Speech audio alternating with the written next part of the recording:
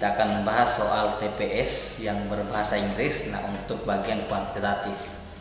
Nah, jadi untuk soal kuantitatif yang berbahasa Inggris, jadi tidak harus kita tahu semua ceritanya, yang penting ada beberapa poin penting yang harus kita tahu, istilah-istilah dalam matematik yang sebaiknya kita ketahui. Nah, di sini ada beberapa soal yang akan saya bahaskan. Oke, kita lihat saja dari nomor 1. Oke, di nomor 1 ini kan sebenarnya tanpa kita tahu artinya, berarti ini ada persamaan. Kita disuruh cari satu kemungkinan dari X-nya. Nah, jadi dari persamaan ini kita disuruh cari satu kemungkinannya dari nilai X. Nah, ini kan bisa kita kali silang. Nah, tapi karena soal pilihan ganda, daripada kita kali silang nanti jadi persamaan kuadrat, mending kita langsung substitusi saja nilai yang di sini. Oke, jadi saya mulai dari yang A dulu. Misal A-nya ini min 1, X-nya saya ganti. Berarti di sini jadi 3 diper dengan 2 tambah min 1, karena ini X-nya saya ganti dengan min 1 ini. 2 tambah min 1 kan 1. Nah, ini sama dengan X-nya juga min 1, berarti min 1 kurang 5 diper dengan 2 kali min 1 juga. Oke, 3 bagi 1 kan 3, sama dengan min 1 kurang 5 itu min 6. Oke, ini kan min 6 diper dengan 2 kali min 1 min 2. Min 6 bagi min 2 3 juga. Oke, berarti ini persamaannya betul. Nah, berarti X, salah satu X yang mungkin itu pasti di sini X. Oke, berarti X nya min 1. Nah, jadi tanpa kita tahu untuk keseluruhannya. Oke, kita lanjut ke soal berikutnya lagi. Nah, di sini ini yang harus penting, ini equal berarti sama dengan.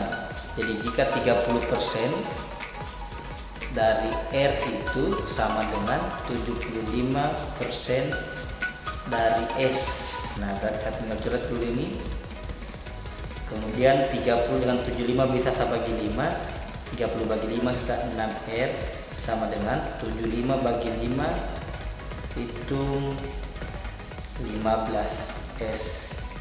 Nah, sekarang pertanyaannya di sini, berapa 50% dari S jika R-nya 30? Berarti ini R-nya saya ganti dulu 30.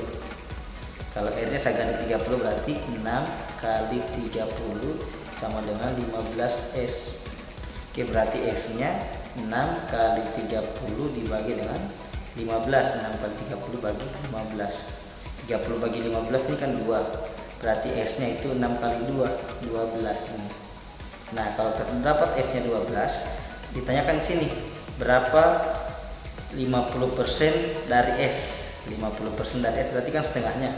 Berarti jawabannya 6. Lanjut lagi ke soal yang berikutnya.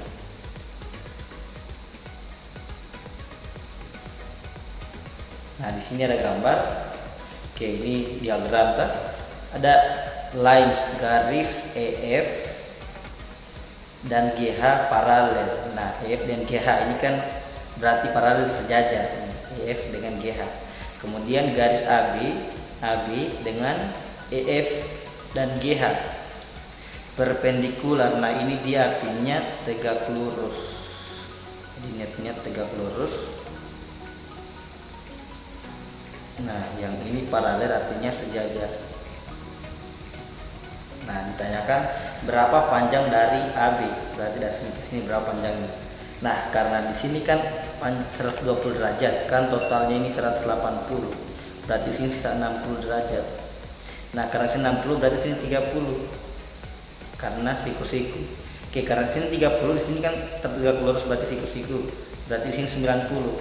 Nah, berarti sini 60 panjangnya. Nah, pertanyaannya berapa panjangnya AB? Oke, AB. Nah, karena di sini sudutnya 60, nah bisa juga pakai trigonometri, bisa pakai perbandingan segitiga yang seperti ini. Nah, kalau yang di sini tuh 60 derajat, berarti di sini kalau di sini 2, di sini akad 3, di sini 1. Nah, yang penting di sini 60. Tinggal kita sesuaikan saja, ini kan 60. Berarti harusnya di sini akad 3, di sini 10. Di sini kan 2 dengan akad 3. Di sini 10 itu kan 2 kali 5, ini 10 hasil dari 2 kali 5. Berarti untuk AB nya juga akar 3 dikali 5, berarti jadinya 5 akar 3. Oke, 2 ke 10 dikali 5 berarti akar 3 juga harus kali 5 ke sini. Sekarang kalau misalnya tanya berapa BC-nya? BC-nya berarti 1 ini yang kali 5, di sini 5. Nah, berarti yang ditanyakan kan AB, berarti jawabannya C5 akar 3. Nah, oke, kita lanjut lagi ke soal yang berikutnya.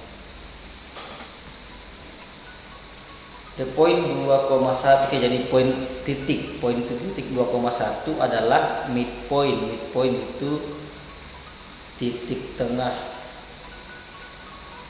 Oke, dari garis yang endpoint. Nah, jadi maksudnya ada titik seperti ini. Nah, ini kan ada garis. Nah, di sini katanya min 5,3. Di sini tengahnya 2,1. Ditanyakan di sini berapa titiknya yang di sini. Sini min 5,3, tengahnya 2,1. Berarti tinggal kita lihat saya di pilihannya, boleh. Nah, berarti begini. Kan titik tengah itu kalau di sini A, B, ini C, D. Berarti untuk cari titik tengahnya itu A tambah C bagi 2, B tambah D dibagi 2. Oke. Nah, karena titik tengahnya 2,1, berarti ini min 5 dengan C ini, berarti di sini nanti min 5 ditambah C dibagi 2, hasilnya harus 2. Min 5 tambah C, di sini titik yang saya mau cari harus sama dengan 2. Ini kan min 5 tambah C sama dengan 4, berarti C nya harus 4 tambah 5, 9. Oke, C nya 9, berarti otomatis jawabannya D. Bagaimana kalau saya mau cari D nya? Berarti ini bisa pakai 3 ditambah dengan D dibagi 2, hasilnya harus 1. Berarti 3 tambah D hasilnya harus 2 kali 1, 2. Berarti D sama dengan 2 kurang 3, hasilnya negatif 1. Oke, jadi ini rumus titik tengah, jumlah ujung-ujungnya ditambah baru dibagi dengan 2. Oke, kita lanjut lagi di soal yang berikutnya. Nah, di sini bahasanya Inggrisnya cukup panjang. Oke, yang paling penting sih kita lihat. Katanya begini, hanya bunga proses mawar dan tulip di kebunnya. Oke, jadi maksudnya di kebunnya itu dia hanya tanam bunga mawar dengan bunga tulip. Nah, rasionya itu bunga mawar proses per tulip itu sama dengan 5:6. Oke.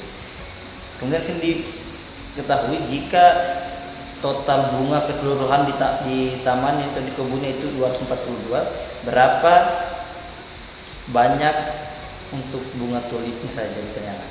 Oke, berarti ini kan perbandingan, ini ditanyakan saja tulipnya. Tulip sama dengan perbandingan tulip kan 6, berarti sini 6 diper dengan, oke, yang diketahui itu total keseluruhan. Karena diketahui total keseluruhan berarti 5 dengan 6 saya harus tambah dikali dengan total keseluruhan yang 242. Oke, berarti hasilnya 6 diper dengan 11 kali 242. 242 bagi 11 itu 22. 22 kali 6 132. Oke, berarti jawabannya E. Kita lanjut lagi di soal yang berikutnya. If the surface ini permukaan, jadi area luas permukaan dari ini kubus. Oke, berarti luas permukaan kubus 384. Apa luas permukaan kubus? Luas permukaannya sama dengan 6 kali rusuk kuadrat. Berarti 384 sama dengan 6 kali rusuk kuadrat. Berarti rusuk kuadratnya itu 384 bagi 6. 384 bagi 6 berarti hasilnya 64. 384 bagi 6. Berarti R-nya itu akarnya 64. Oke, hasilnya kan 8 karena 8 kali 8 itu 64. Nah, yang ditanyakan volume sama dengan rusuk pangkat 3. Berarti 8 pangkat 3. 8 kali 8 64 kali lagi dengan 8. Berarti hasilnya 32 512. Oke, berarti jawabannya C. Nah, ini yang harus diingat, cube ini kubus, surface permukaan, area itu kan luas. Lanjut lagi di soal berikutnya. Nah, di sini ada gambar. Ditanyakan sum itu jumlah dari semua sudut X, Z dengan Y, berapa jumlahnya. Nah, di sini kan lurus lagi, berarti untuk yang di sini 180 kurang Z. Yang sini sama juga, berarti 180 kurang Y. Yang di sini berarti 180 kurang X. Oke, dalam segitiga ini kan jumlah semuanya sama dengan 180 derajat. Ini tambahin 180, berarti 180 kurang X tambah 180 kurang Y tambah 180 kurang Z sama dengan 180. Oke, kalau X, Y, Z nya saya pindahkan ke ruas kanan, 180 saya pindahkan ke ruas kiri, jadinya 180 tambah 180 tambah 180. Untuk yang 3 ini 180 saya pindahkan dikurang 180 sama dengan X nya pindah jadi positif, min Y pindah jadi positif, Z pindah jadi positif juga. Oke, ini kan saya kurang 180 dengan min 180, berarti bisa 360 sama dengan X tambah Y tambah Z. Nah, itu yang ditanyakan, jumlah dari X, Y, dan Z. Berarti jawabannya 360 derajat. Jawabannya berarti B. Oke, itu sedikit pembahasan untuk contoh soal TPS yang berbahasa Inggris. Nah, insya Allah akan dilanjutkan lagi untuk yang berikutnya. Oke, jangan lupa disebar sama teman-temannya, dan jangan lupa juga ditekan tombol subscribe untuk kemajuan channel ini.